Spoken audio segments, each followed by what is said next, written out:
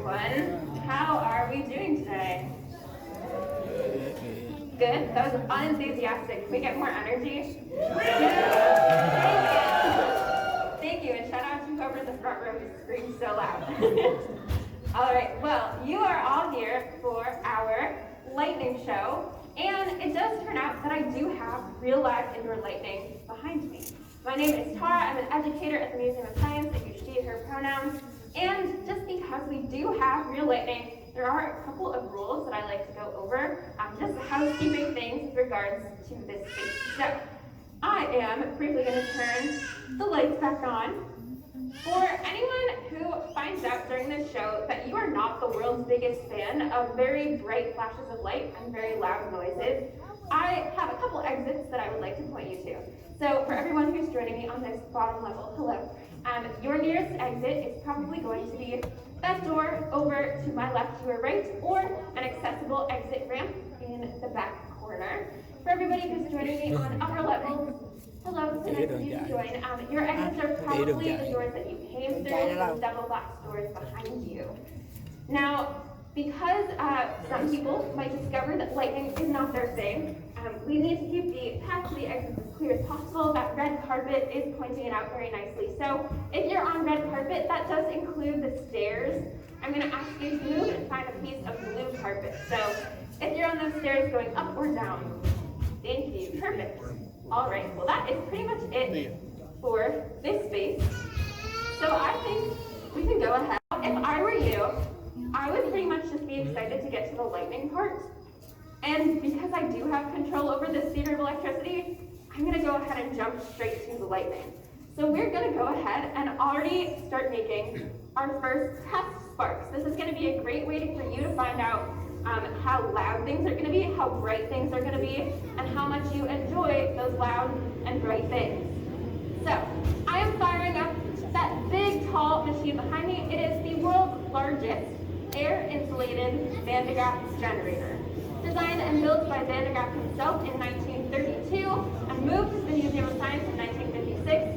It was originally used at MIT to study subatomic particles, and now we use it to put on these awesome lightning shows and study lightning.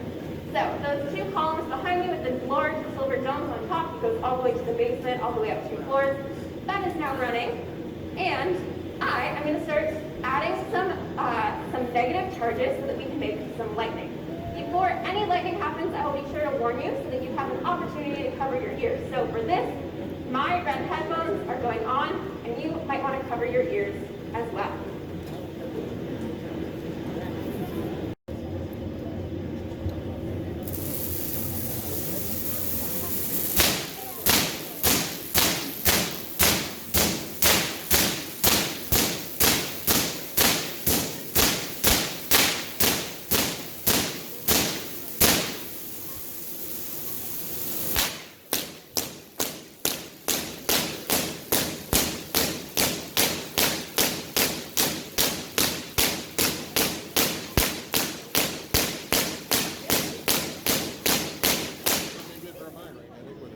All right, how do we feel about those sparks? All right, so those are a really good example of actual lightning. If you liked those sparks, then I have great news for you. They're going to get brighter and louder. If you did not like those sparks, I have unfortunate news for you. They're going to get brighter and they will get louder. So, the way that our Van de Graaff generator works is through how all electricity works, electric charges.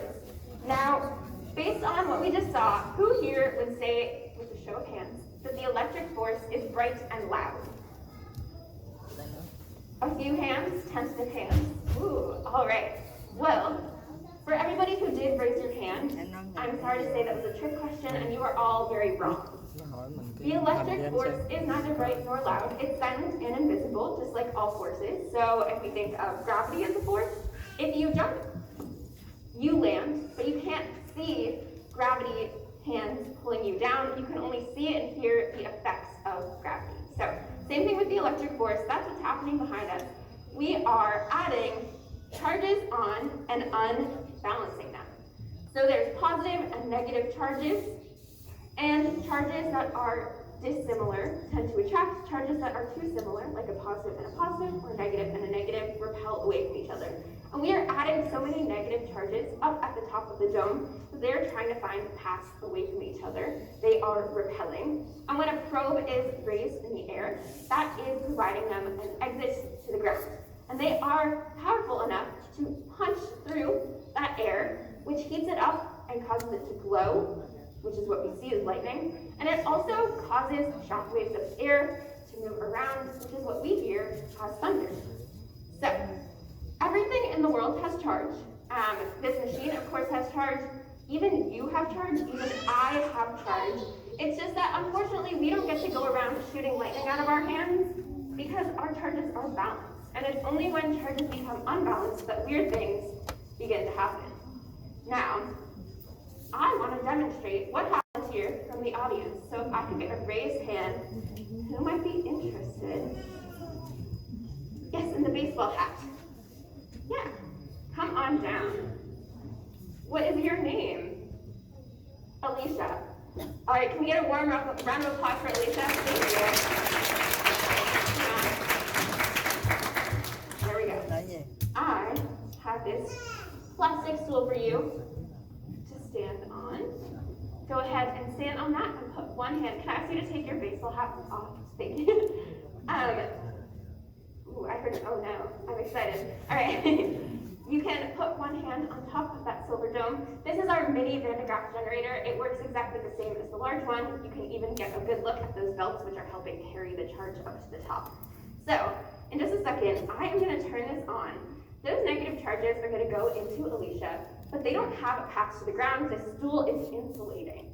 So we are going to see what effects of the electric force we can observe using this mini Van de Graaff generator. Can I get a countdown from 5? 5, 4, 3, 2, 1. 8, 7.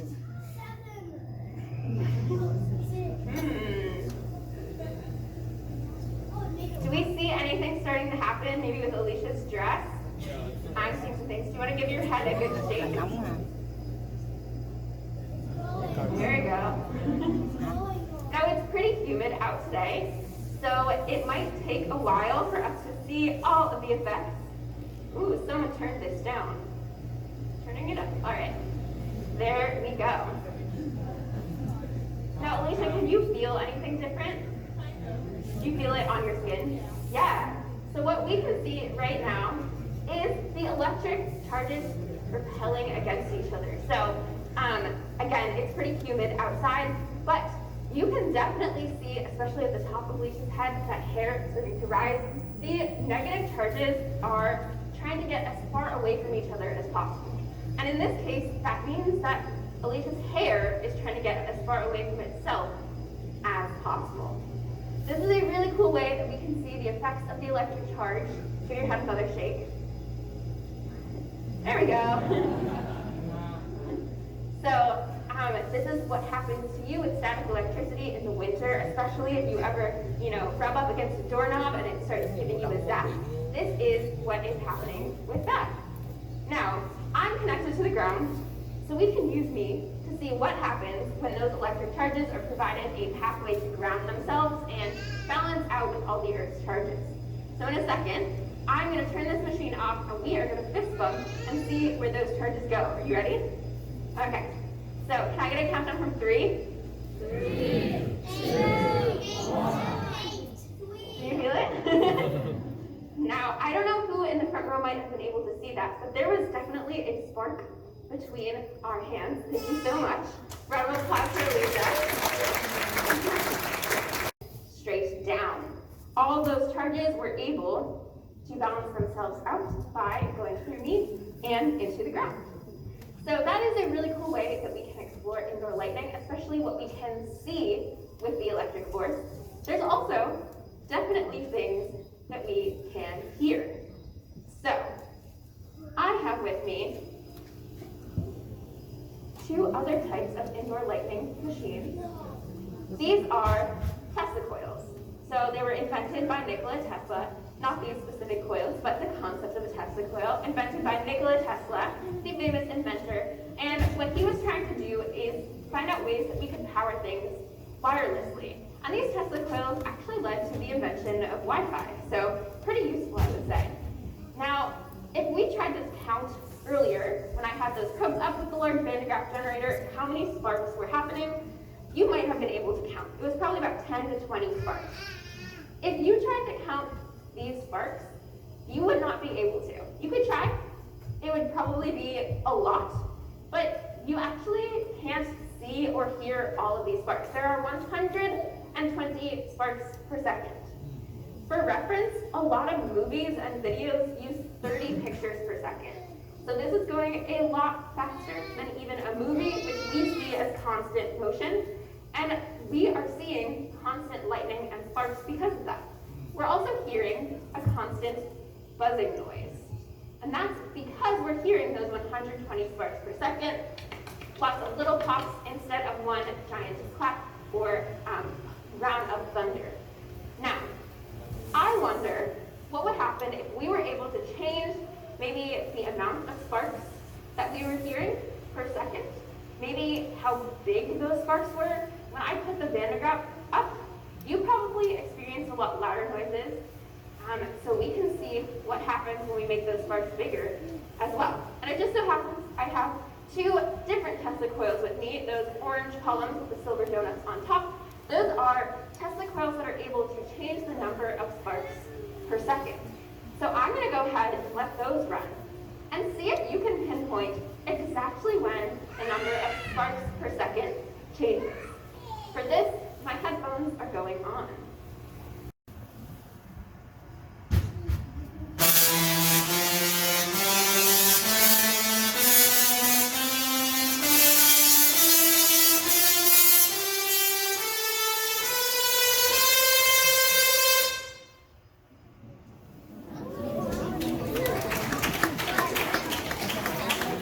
Could anyone tell when the sparks per second? Anyone tell?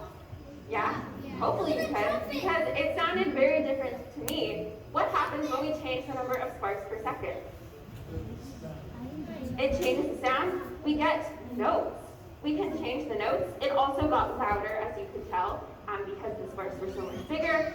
So we can change the notes, we can change the volume, and if we combine those things, I think that we might be able to create music. So I'm going to play one more thing. Once again, my headphones are going on.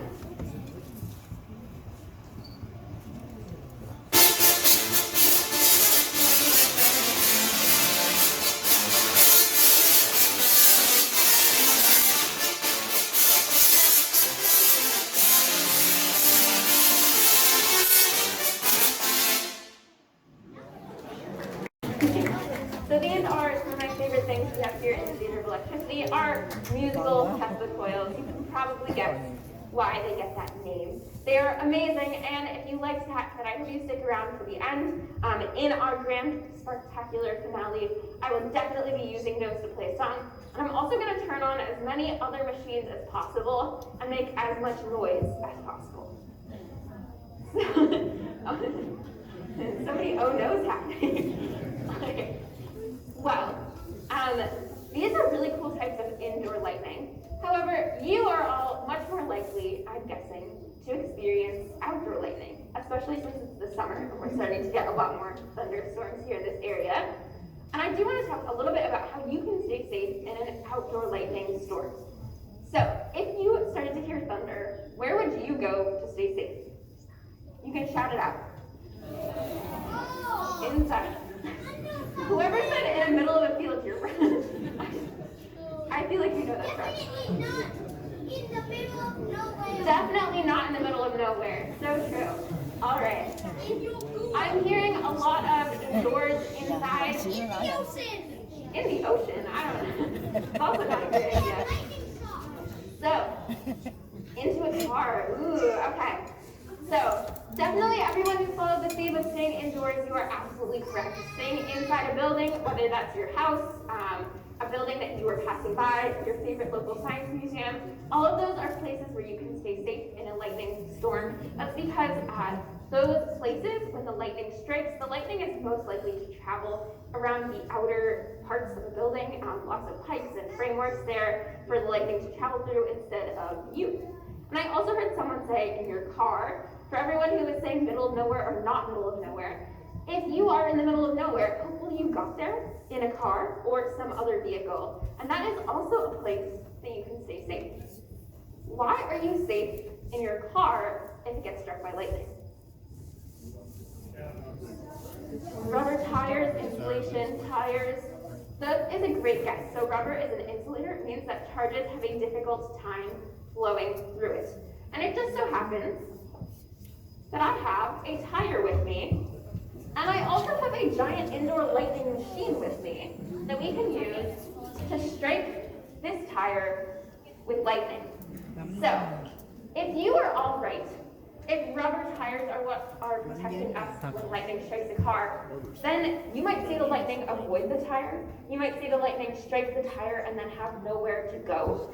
If you are wrong, and maybe it's not the rubber that's protecting us in a lightning storm, we might see the lightning strike the tire and continue on its path out of the tire. So I'm going to go ahead, get this mantograph started, also put up the belt cam so that you can see a little bit about how those belts are working on the inside. And we're going to strike this tire with lightning. So for this, my headphones are once again going on.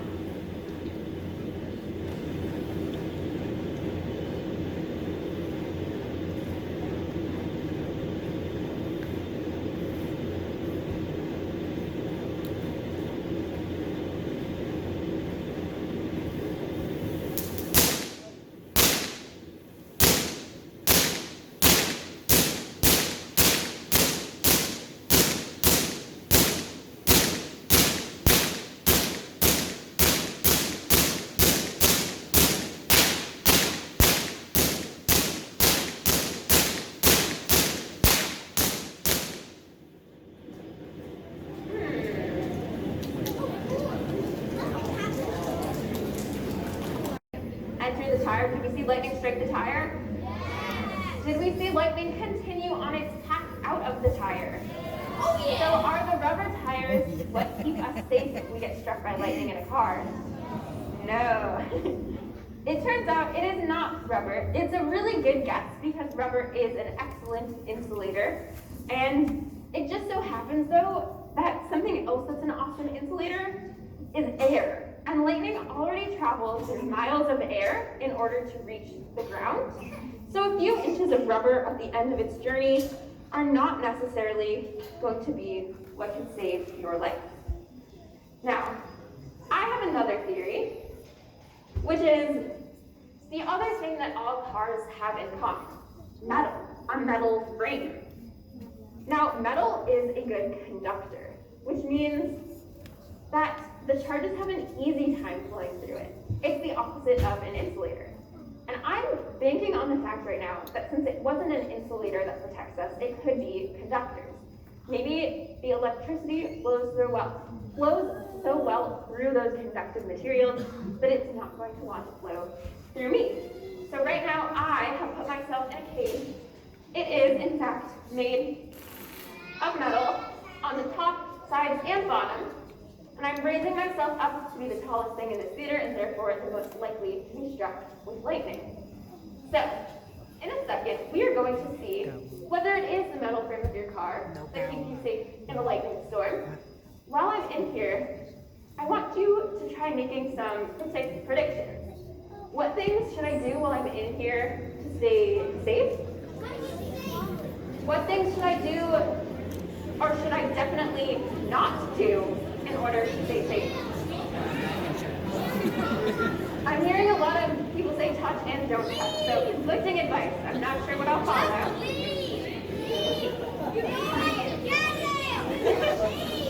Alright, well, thank you all so much for your predictions. I've heard some good advice. I'll do my best to follow it. For this, my headphones are definitely going on.